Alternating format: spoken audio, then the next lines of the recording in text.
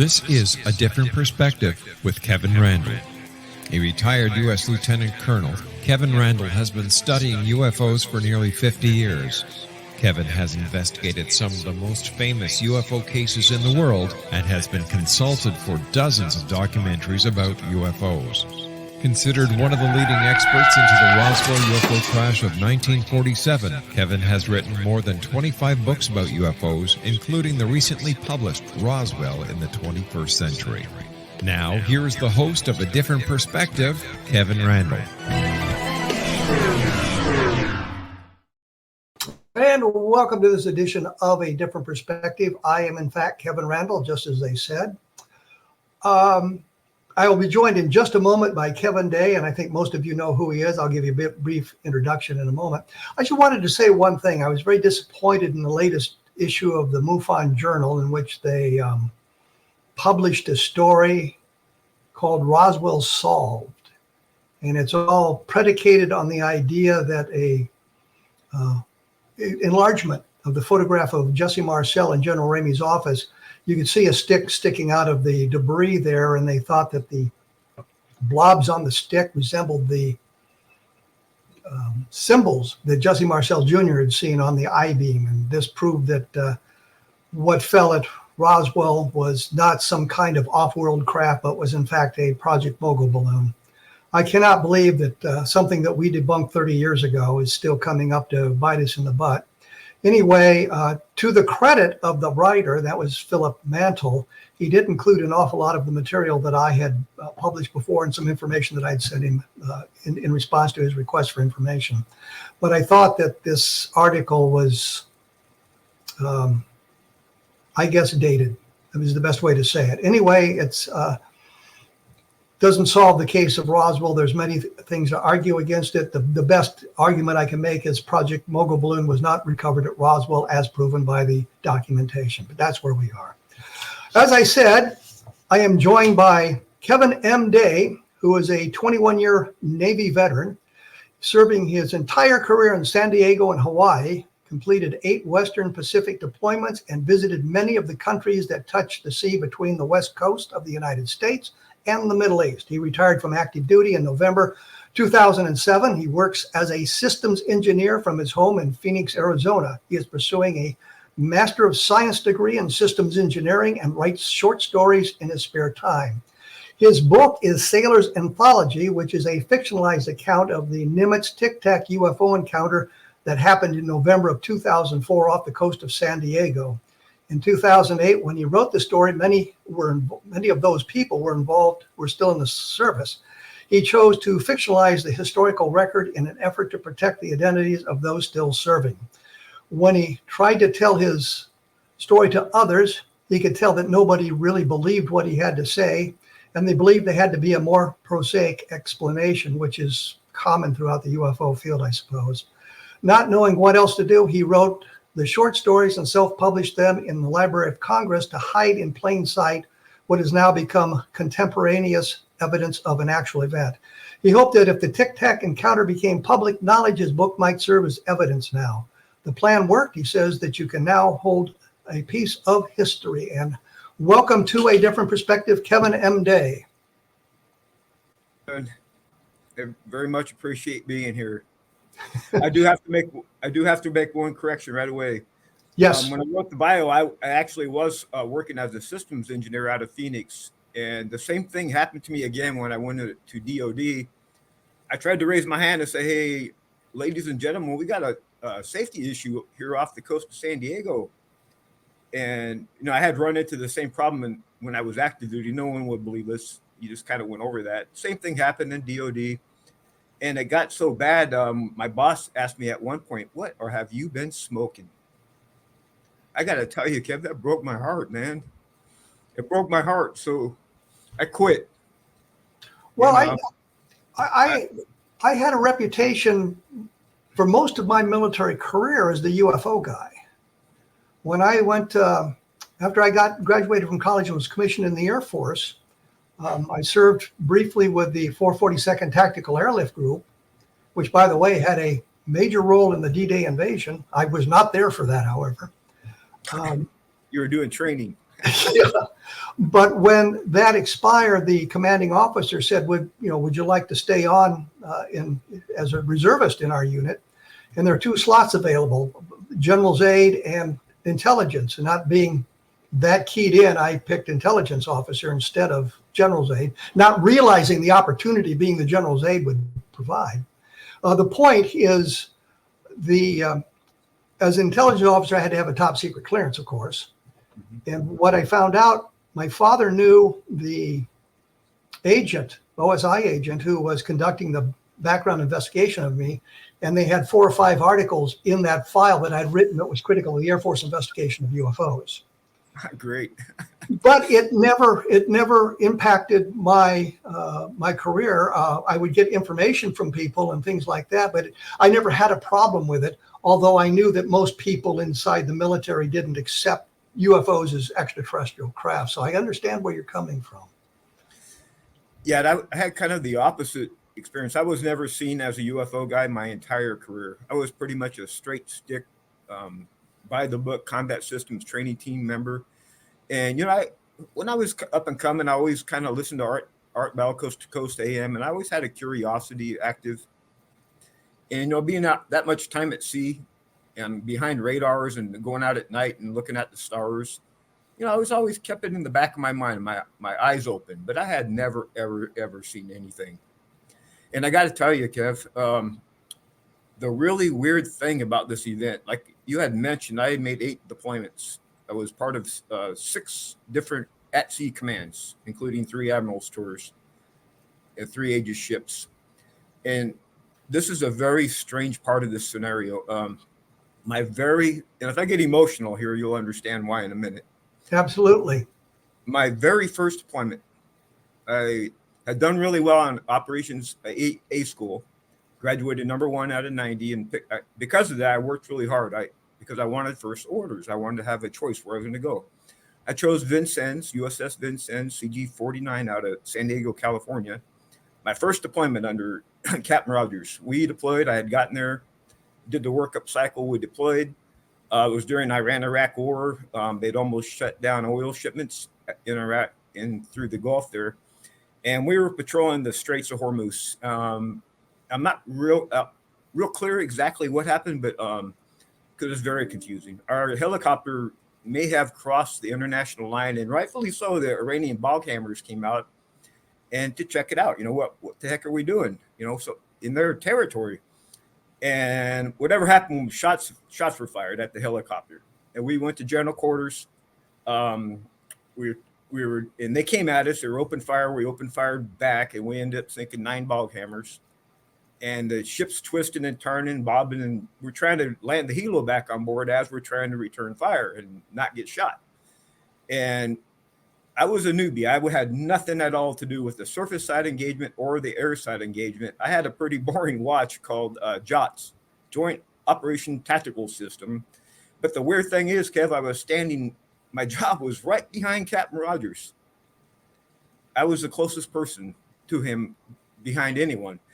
And I was on a different net for my particular job, but I kept hearing conversation over on the other side, F-14, F-14. And what had happened was we were engaged in a surface engagement, and all of a sudden this new radar contact launched out of Bandar Abbas in Iran. And it was coming straight for us. And this weird part of me was thinking, Kev, you've been standing here for months. But so had everyone else in front of me. Isn't that a comm error? But I couldn't say nothing. But I knew. I don't know how I knew, but I knew. Well, I was going to say when you mentioned that you were assigned to the Vincennes, I knew that they had been involved in that incident with the Iranian aircraft. I was there at that time, so I can understand the emotion about that. Yeah. So you were right there in communication. Well, you were not in communication with the captain. I was standing here. I was fighting myself. Like, should I say something? Should I say something? I could have gotten us killed because a year before the Stark had gotten hit by an Exocet missile shot by an F-14. 37 American sailors got killed. So I was kind of in a quandary here. I didn't have any information on tacticals to provide, just my own instinct. In my experience of standing here watching the display all this time, but I kept thinking, everyone else had too.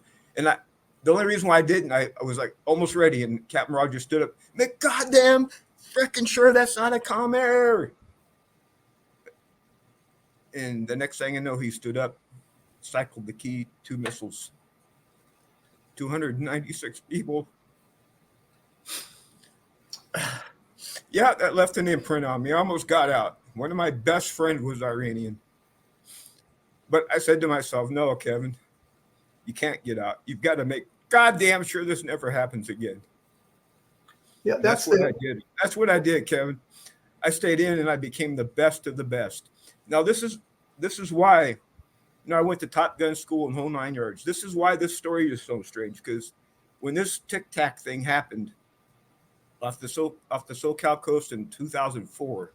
SoCal, of course, is Southern California. Yes, sir, out of San Diego, right there in the Whiskey 291 operating area.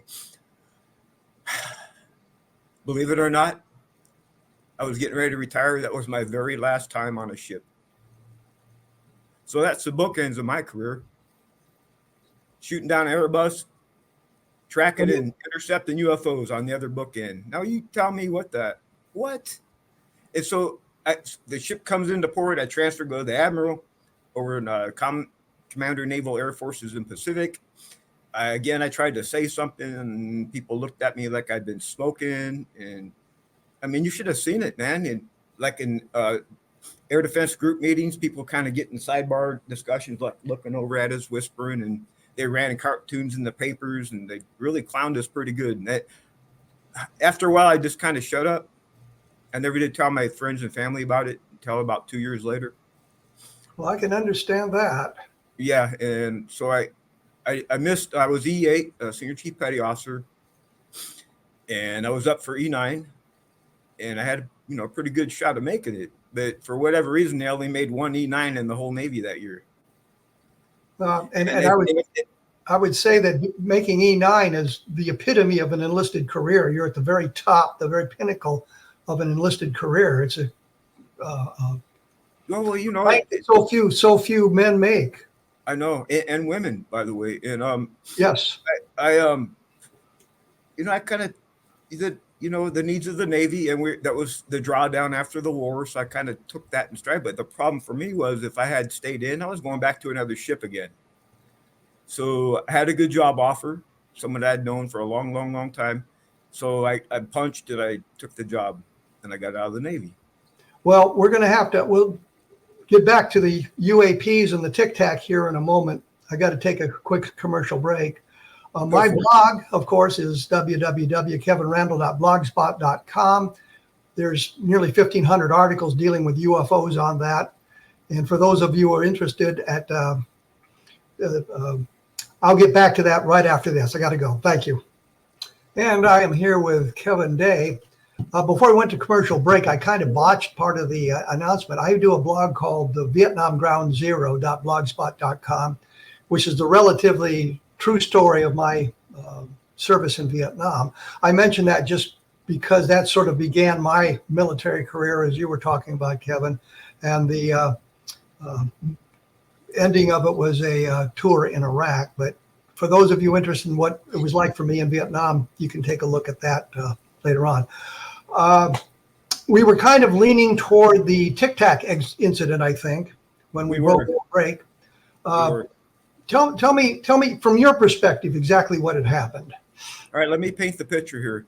USS Princeton, under Captain Smith, now retired. We were off the coast of San Diego with our strike group, USS NIMITZ Strike Group, and it was my last underway on the ship. I was a combat systems team trainer, and my role at that point, I was the qualified air warfare controller coordinator, and so my role was really to take grade, come up with a lessons learned plan at the end, so we could fine tune watch stations and who was going to school and the whole 9 yards, right? So I was walking around combat, had headsets in my head, and I was reviewing all the stations. And it was my air defense plan and my exercise. I had designed it. I had briefed it. We had spent months getting ready for it. So we're off the coast, and about 3 days to 4 days before we were going to do the 8X, we started to notice these strange contacts coming out of outer space, sub-Earth orbit, above 80,000 feet. And above 80,000 feet wasn't really my line of work. That's more ballistic missile defense. My job is below 30,000 usually, where the tactical fighters usually play. And we didn't have any aircraft aboard the Nimitz at the time, and these things hadn't exhibited any type of hostile intent or anything like that. So I was madly scrambling, making phone calls and radio transmissions, looking at all of our documentation to find out if someone had basically screwed the pooch, and they were running an exercise on top of mine, which is not supposed to be done because people die and things get broken when you run one military exercise on top of another and no one knows what's going on. That's kind of what happened in this recent shooting, by the way, when they tried to take out the ex-president. There was definitely a mismatch of communications going on, and that's kind of what I was trying to avoid, that same type of thing, right? So anyway, they went away, and by the way, just so you know what they were doing, they would come down right off the coast of Catalina Island. Geographically, they come out in groups of 5 to 10 at a time from 80,000 feet. They'd stop there for a little while, and then all of a sudden they go that fast down to 20. They were above 80,000 feet? Could you detect them above 80,000 feet, or was that outside the range of your sensors? I can't go into the ranges and stuff. Okay. Yeah. But anyway, they came down to 80,000, down to 28,000, and then they would just stop right off the coast of Catalina. And believe it or not, I mean, these things zorch like less than a second from one spot to the next. How many feet is that? 50,000 feet, right? No sonic boom, no nothing. And they would just hang out there. And then the weird thing is, one by one, they would leave the main group and they would track right through our playground, right through Whiskey 291, right from Catalina Island. And every single one of these contacts faded from my radar in the same exact spot in the sky, right about 60 miles north of Guadalupe Island off the coast of Mexico. Okay, so in these things, they were radar. I had them solid on. The first thing I do is bring down all the systems in the entire strike. Remember, there's more than one ship tracking these. So we had gotten new. Every time you're home from deploy, you go in the yards, get upgrades. So we were out testing the systems, brought everything down. And guess what? The contacts were even sharper and stronger. They were definitely real. I go out at night, look at them through the big eye binoculars as they're tracking, and everyone else in the bridges were too. I mean, these things were real. So it wasn't just a radar return or something. It'd be some kind of a sensor or radar glitch. It was something that shows up on the displays, and then you guys could go out and actually watch them physically. I definitely went through your line of logic that you just expressed. It was, I did my due diligence, and you never really know for sure, just like in all things in life, right? But I tell you, when the morning of during the night, or maybe it was the night before, the aircraft had come on board the carrier, and we were launching for the 8X, and the contacts weren't there, right? But as soon as we launched, here they come, and they started tracking, and Cap Smith comes down to the combat. I call it combat for short, CIC, Combat Information Center. Comes down, makes his way down. I pull him off to the side. I say, "Hey, sir, we've been tracking these things for several days now. And your senior chief standing here is extremely concerned for safety of flight. I do not want to crash into one of these because I think they're real. Because someone's going to ask both you and me, sir, why we were so damn curious. And it's not going to go well for us." And he looked at me and said, "You're right, senior chief. Intercept and VID." I was like, fuck yeah. I went back to the air side, and I was greeted by a bunch of smiling, happy faces, because that's exactly what we wanted to do. So Commander Fravor launches. He was that kind of guy. You know, he's a commander of the Fast Eagle Squadron, Top Gun pilot, good to go, right? He launches, we we suspend the exercise because we're going to transition to a railroad tasking. We take control. I send him to the closest object. I'm the air intercept control supervisor, right? And my junior guy is right in front of me, and he's control. So if his name ever comes forward, just know it's not me talking on the radio, right? So we go to the closest object about 30 miles north of us, out to the northeast a little bit, and he gets right co-altitude with it. And it's him and the wingman, right? Fast Eagle 1 and 2. They get in the merge plat, which on the 2D display, you're looking at the symbology. We're not looking at raw radar. We have little symbols, like Egyptian symbols looking things that we look at. As soon as he gets in merge plot, the thing drops 20. He says 20,000. I seem to remember 28,000, but we'll go with his number. 20,000 feet down to 50 feet above the water in 0.78 seconds. No sonic. And that was displayed on your sensor arrays? Absolutely. And his visual Absolutely. observation. Absolutely. And every symbol has its own track number, like 4456 or whatever it is, right? The track number didn't change. It was the same object, right? So he goes chasing it down. He leaves this wingman up high. He goes chasing it down. He gets down co-altitude. This object, whatever it was, recognizes him. And I'll tell you why later. He gets in a little dogfight. I have the comms on the overhead speaker, and all of a sudden, this guy is a Top Gun grad, right? Top Gun, badass, hours in combat, 6,000 hours in his logbook. And on the radio, all of a sudden we hear, oh my God, I'm engaged. Just like that. We're like, what in the, what? Yeah. And right then, and these are his words, I saw this on radar, the thing disappeared right in front of him. And I swear to God, you know where it went? This will put hairs on to make the hairs on your arm stand up. Like if this is the aircraft carrier, right? Let me get it in the display. And over here is the bad guys. We put up, and next up here, we put up stations here, all pre-populated. So all the pilots know where to go, what station they're going to man already. It's all briefed and everything. We hadn't even manned any stations yet. He was the first one to launch. Guess where that object went? To his first station. It went to his. That's what I say, his station. Yeah, his. Not close, Kevin. Exactly on the long altitude, everything. And how do you react to something like that? So we reacted by canceling training, is what we did. Now, I want to kind of fast forward to what happened here a little bit. Well, let me ask you a question. Let me ask you a couple of questions here. Was all of this? I'm assuming all of this was recorded. Absolutely. So not only the displays and the sensor data was recorded, but the communications was recorded, and and what was going on in the aircraft was recorded. Absolutely. So it's not just your interpretation or his interpretation of what he was seeing. We've got it documented as well, so it can be looked at by people who can interpret it from a calmer position because they're not engaged in the activity. Yeah, and there's real good reasons for it. Obviously, number one, you want if there's an accident, you want something to figure out what the heck went wrong, right?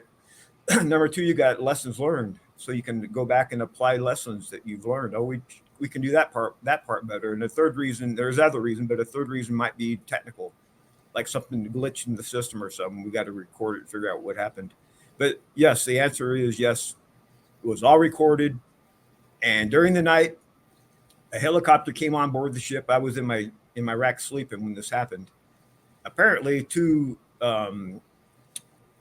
people in suits and ties came on board the ship and took our data. Apparently, it happened to the other ships too. So it was not just your ship involved in that. It was all the ships in the fleet were involved. That is my understanding. Of course, I wasn't on the other ships, so yes, it's hearsay. I don't have proof. But the helicopter, well, you weren't there, you didn't see it. Was anybody able to identify where the helicopter came from? Do we know who these people were?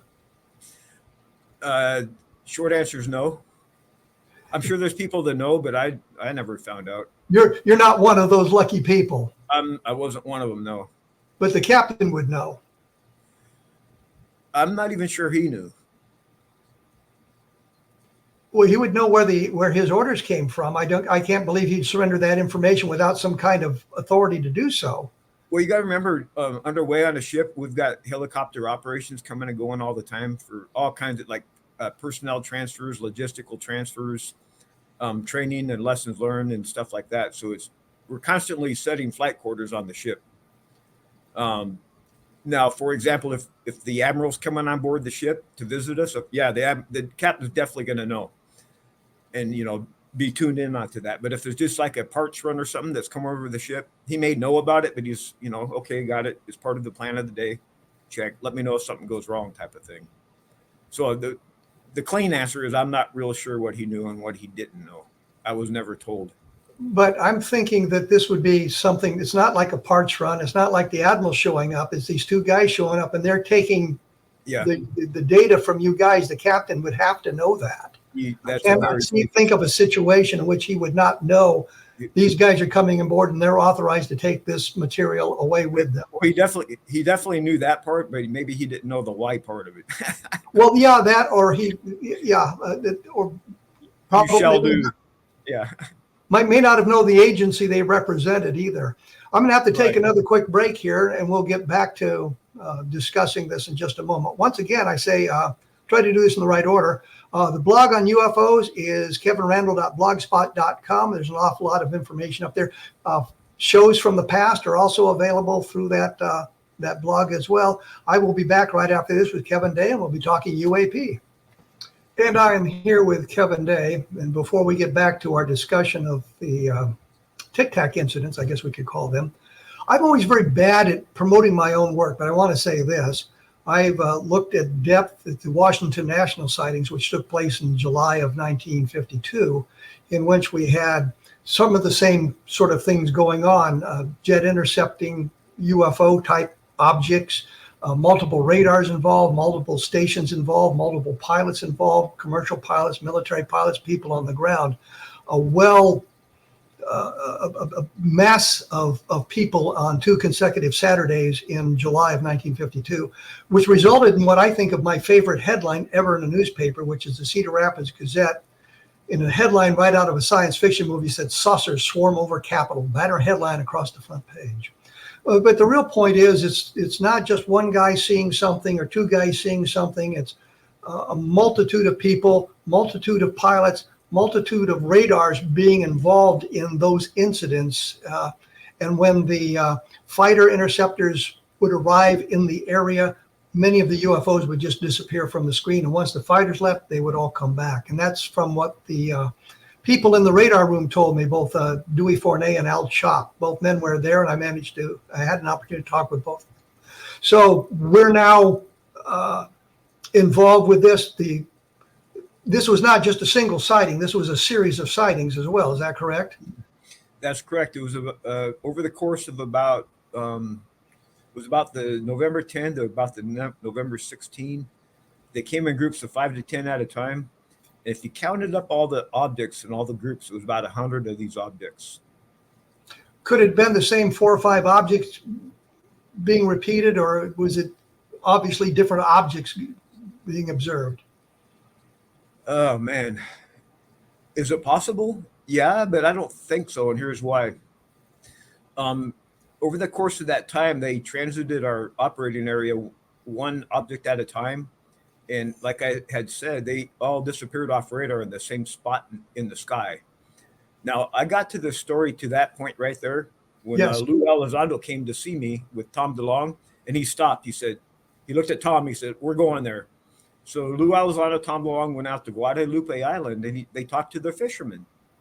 And the fishermen out there were like, "Well, gosh darn, it's about time someone came out here and talked to us." Apparently, they see them drop from the sky and into the ocean all the time. Into the ocean? Yeah, no splash. And I'm guessing, speculating, if you will. There's something down in the ocean that they want, or they have a need, or there's a reason why they're going down there. Now, is it, like, to answer your question, is it possible it's the same group going over, recycling over and over and over and over? Well, we do it on the aircraft carrier, so I guess it's possible. Well, I'm concerned about the distances. Are we looking at something that you believe to be extraterrestrial, off-world type alien creatures? I have no other explanation. But I have to tell you, Kevin, my mind is open. I'm looking for the truth, and I don't care what it is. I want the truth. But I have to tell you, my gut instinct at this point is, yes, we are dealing with an intelligence that is not human. Well, I look at it's not modern human. Let me put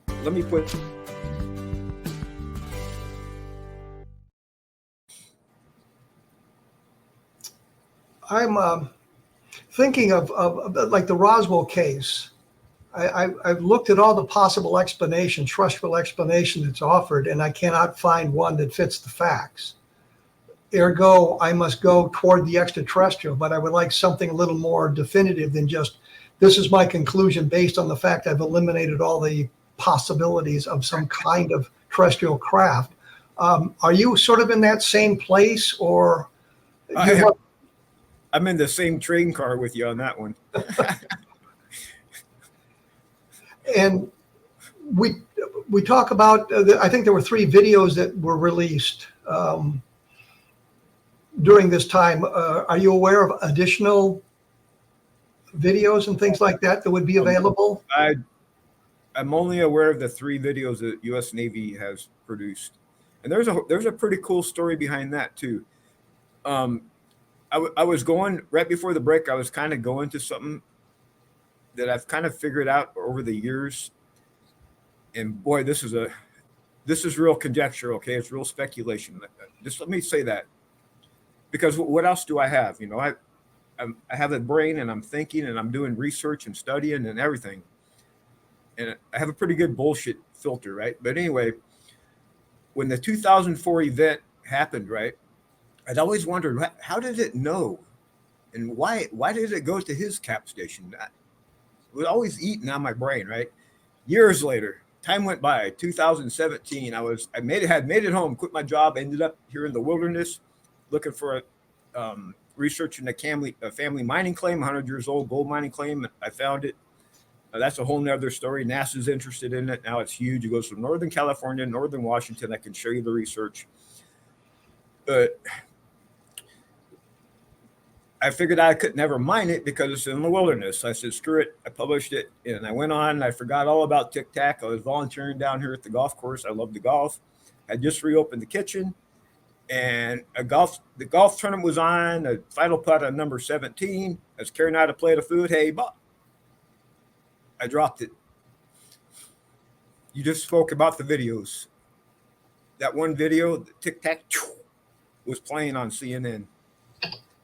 I was so freaking shocked. I don't know how I made it home. You know why? Because I was the only person on the planet that had actual evidence that it really happened. It was in my book in the Library of Congress, just like I had planned. Now, you say your book. I wish my book was for that moment. If it ever became public, I could prove it really happened. How else do you explain the presence of my book in the Library of Congress, of all damn places, that totally tells this whole story from A to Z? Now, I changed the names and I changed the date by 1 year, but the name Tic Tac is in the book. The names of the ships are in the book. There's no question it's the same story. And of course, it was in the Library of Congress prior to that information. I checkmated them. Yeah, that's why I published it. To publish it, to do that, and to get it off my head, to get it off my mind. I've done something with it. I can go on in life. So it was therapeutic too. I did it for a couple of reasons. But so what happened was I came running home. I get on the phone with my buddy, Gary Voorhees from the ship. And I said, hey, Gary, he was from Computer Guy, right? I said, you and I were there, and we can't let Commander Fravor twist in the wind here by himself. We've got to speak out. we've got to let people know this really happened and we have evidence. Long story short, we formed a company called UAPX. It's I'm no longer part of it, just so you know, nonprofit. We planned a mission out in SoCal, and we're going to shot in the dark, right? We're going to go out to SoCal, and other people got involved. I had Dr. Kevin Knuth and Dr. Matthew Zidalgas from the New York University. I had Carolyn Corey, a movie producer, and I had David Altman, another movie producer. I had David Mason. He's probably the best technologist on the entire planet.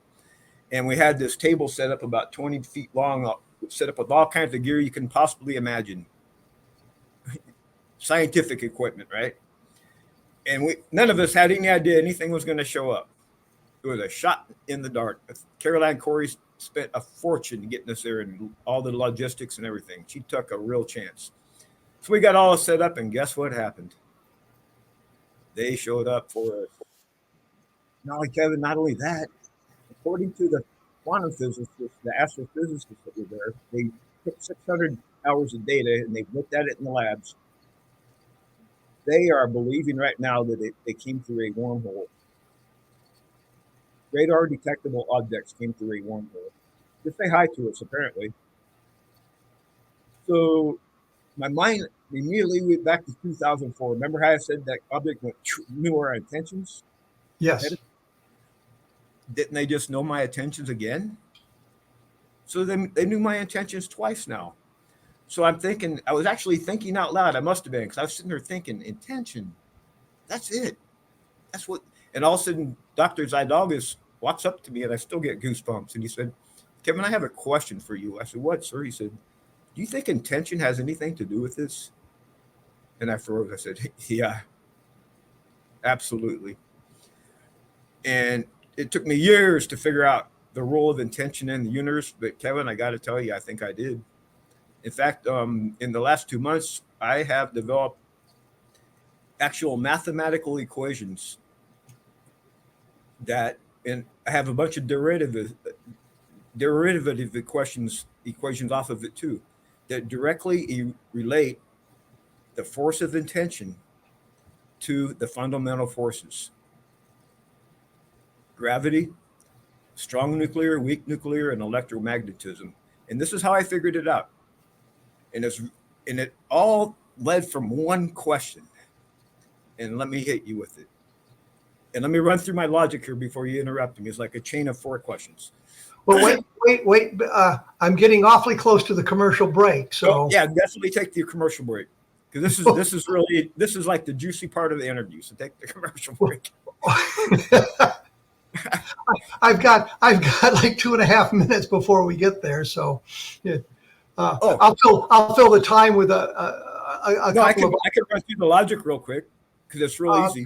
Let's save it for the last segment and get it all stuck together so we don't have that break interrupting it. I was going to say, because you talked about electromagnetic energy involved in this, and I've been studying the Levelland UFO sightings from November of 1957, where the objects were close to the ground. They stalled car engines, filled radios with static, dimmed headlights, and all that sort of thing. The sheriff of Hockley County, Texas, that's Levelland County, was talking about there being hundreds of people calling into the sheriff's office, the police station, talking about the close approach of this UFO stalling the cars. It's a marvelous case. The Air Force managed to deflect everything to a question of how many people were involved. They said there were 3 people who actually saw an object. Don Kehoe, who is the director of the National Investigations Committee on Aerial Phenomena, which was a civilian organization, Major Don Kehoe, who had been a Marine pilot, as a matter of fact, said there were 9. I went through the Air Force file and found 13 people. So the Air Force file even kind of negates their argument. The real point is we're looking at this event from 1957, 1952, the Washington Nationals, and we can see where the government and the military conspired, I guess is the best word, to downplay the importance of these sightings. They've been going on that long, and we've got all this evidence built up, and yet it's been misdirected into other areas. We're told that these things are are hallucinations, delusions, misidentifications, and all sorts of things. And yet the documentation exists, the evidence really exists. I personally haven't held any of the debris or anything like that in my hands to say, yes, this is physically real and it's not made from this earth. I would like to see that. But once again, I will say that all of the things that I have seen with the Roswell case and these other cases, we've eliminated the prosaic, we've eliminated the terrestrial, and we have no explanation other than we move toward the extraterrestrial. When we come back in just a moment, we'll get to your logic, and we can do it without having to interrupt it. We will be back right after this. I am joined by Kevin Day, and before I let him get into his long process here, let me just say, for those interested in verifying some of what he said, you can go back and you can find his book, Sailor's Anthology. It's available on Amazon. You can check out the publication dates and see how it predates the release of the Tic Tac information, kind of validating some of what he's saying here. The floor is yours. All Give right. it to us. I'm going to ask you a series of 4 questions, and it's only 2 answers, yes or no. So I'm assigning 50-50 probabilities to them because I don't know the answers. First question, and you don't have to answer. We're just going to go through the logic. Was the universe intentional? Yes or no? I don't know. So I'm going to assign 50-50, right? Let's take the chance that it was intentional. Okay, then what happened to the intender? Did the intender survive the Big Bang that he created or she created? Or did the intender commit a cosmic suicide? Again, I don't know. But let's go with survival. If the intender of the Big Bang survived the Big Bang, is it benign or active? What form is it in? Again, I'm going to say it's active. It's an active force. I mean, why would you just do it and just be benign? I mean, I'm going to go with active. Okay, if it's active, in what form? Now, we know there's 4 fundamental forces. We've got gravity, electromagnetism, we got weak, and we have strong nuclear forces. Now, if the Big Bang created all those forces, doesn't it make sense that intention created all those forces?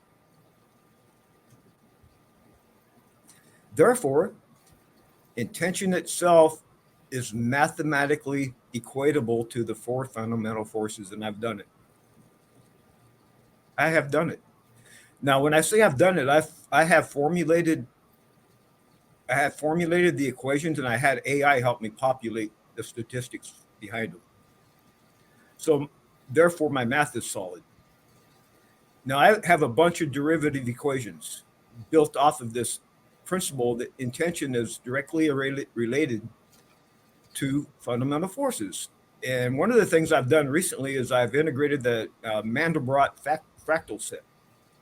And what a fractal set is, imagine how coral grows, right? It starts with 1 and it kind of spreads out, and it's the same coral cells growing over and over and over and over. Where the same kind of fractal effects happen in sociology. All kinds of phenomenon. You get one idea in the public and it'll just kind of spread, and it builds like micro intentions suddenly become macro intentions. It's all fractal. It behaves like a fractal. So I use my frameworks, and what I've done is I've taken Chat GPT and I've trained my frameworks. I have a bunch of them now, and all I have to do is use a plain language query, and it selects the right framework to use, and it spits out probabilities within about 2 seconds. And one of the things I've been playing with is, because the elections are hot and heavy right now, I've been doing like one of the frameworks I have is called, excuse me, it's called Future Intentions Likelihood Scale. I call it FILS. Future Intention Likelihood Scale. And what it does is my equations they have API written into them. So if I need a data point, what it does is the API reaches out to the web and pulls in that piece of data. to the equation, and then the next piece will pull its part in, and then the next part pulls its part in, and then pulls its part in. And in the back end of the system, it goes through algorithms to make sure that the data is smooth and balanced and it's reported fairly. And AI is doing it, okay? And it spits out a statistic. And you may not like what I'm about to say because I don't know any political affiliations and I'm an independent, just so you know. So I've been running this model against Donald Trump versus Harris. And you can guess where the integrity values are. Harris's are about double what Trump's integrity values are. The values I'm getting back off from former President Trump in terms of integrity and stuff like that are abysmal. Absolutely abysmal. Which gives me great cause for voting for him because of that. And I'm apolitical. My problem is that because of my own research and what my models are showing me, I don't know what to believe. Anything he said, I don't know if to believe it or not. That's the problem. Well, have you applied? Go ahead. That's just one application, huh? Have you applied this to the UAP? Have you asked questions of the AI about the UAPs that you've encountered?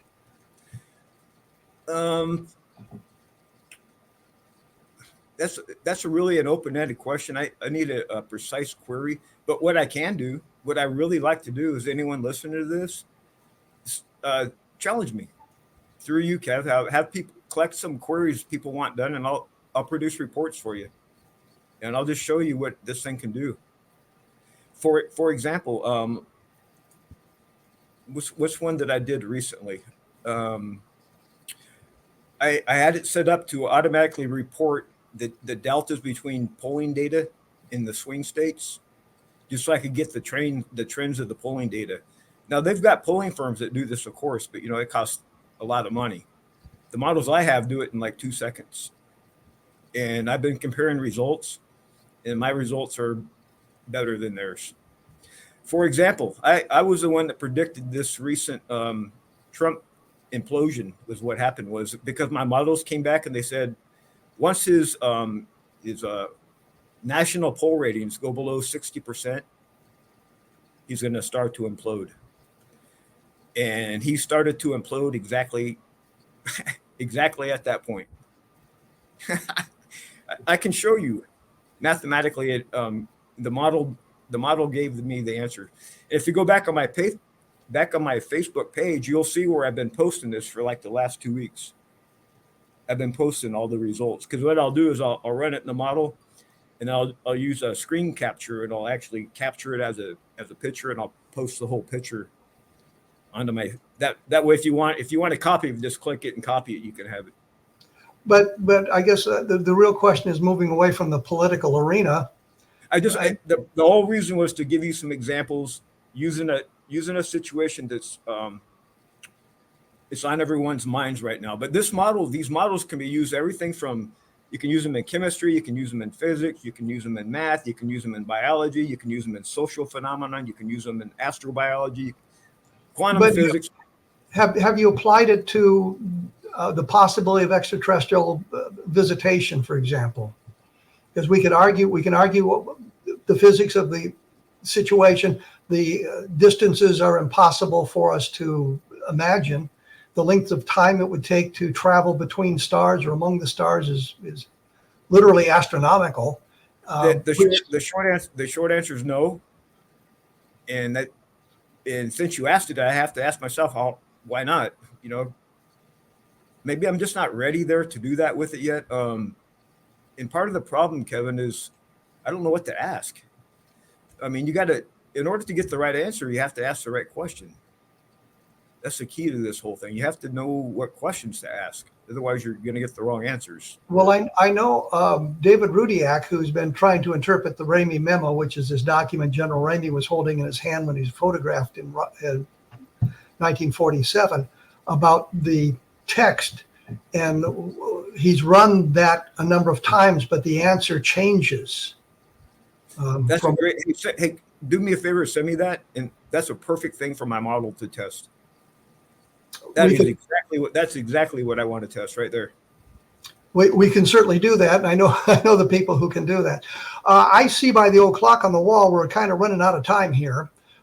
Your book is available on Amazon, which is Sailor's Anthology, and it's got it's got the information about. Correct. And there's also a free copy, because I didn't write the book to make money, and I'll give it away all day long. So I'll send you a link to the free copy.